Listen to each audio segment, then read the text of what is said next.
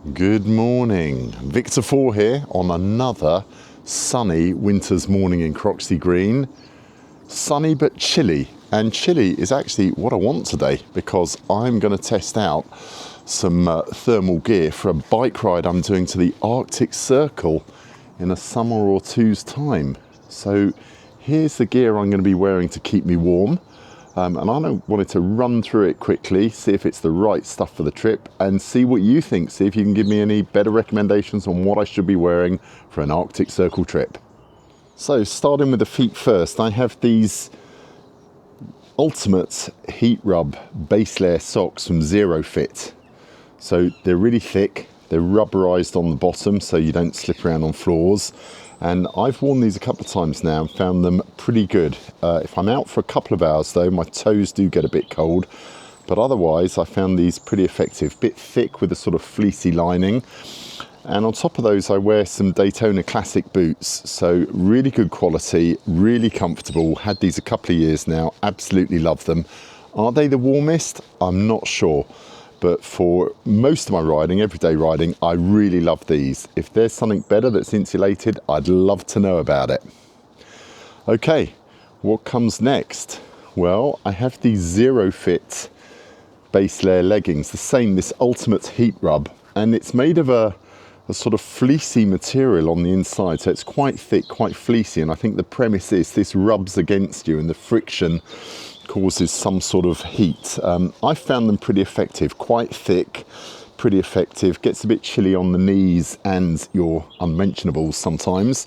But yeah, I found these good so far. Normally I wear merino wool base wear leggings. I've tried these. These are pretty good. And then on top of these, I wear my Roadskin armored jeans. So these are fantastic jeans. Keep me really warm, keep me dry after 20-30 minutes of rain. I'm still dry. I feel safe in them, really protective, and the service from Roadskin is fantastic. So this would be what I'm wearing on the bottom half for my journey. Now let's have a look at the top half.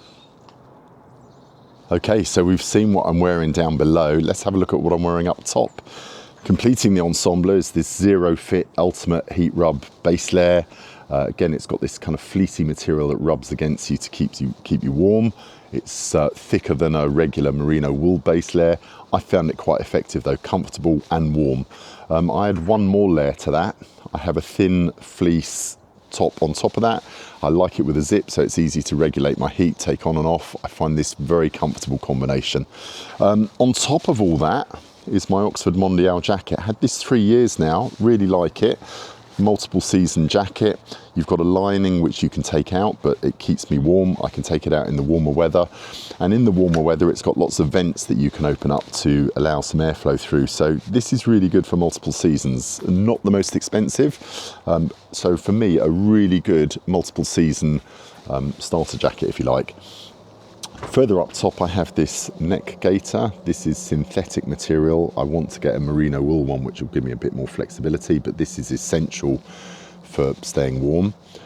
And then glove wise I have these Richa Ghent gloves. Again, I've had these a couple of years. These are multiple season gloves. They're warm, they're waterproof, they're protective. They're quite short cuff, which I like. I don't like long cuffs, but these are elasticated, which can be a bit fiddly in the rain, but otherwise these are great gloves. I tried them out last week and it was quite cold, and after a couple of hours I did get cold fingers, so I'm going to try some silk inner liner gloves, see how much of a difference they make before I potentially take the plunge for electrically heated gloves. So I'm going to see how these go down. But what do you think? Is electrically heated the way to go? Are you able to get by on just wearing base layers and good clothing? Please let me know in the comments. Finally, on a Suzuki Katana, the only helmet to wear really is a Simpson M30, so that's up top. And one thing I won't be taking is this hat. But if you've got any ideas of clothing that is really good for weather in the Arctic, any tips and tricks or places I should go visit on the way up to the Arctic Circle, please let me know, share your experience and help make someone else's ride a better ride. So this is Victor 4 signing off. Thank you so much. See you next time.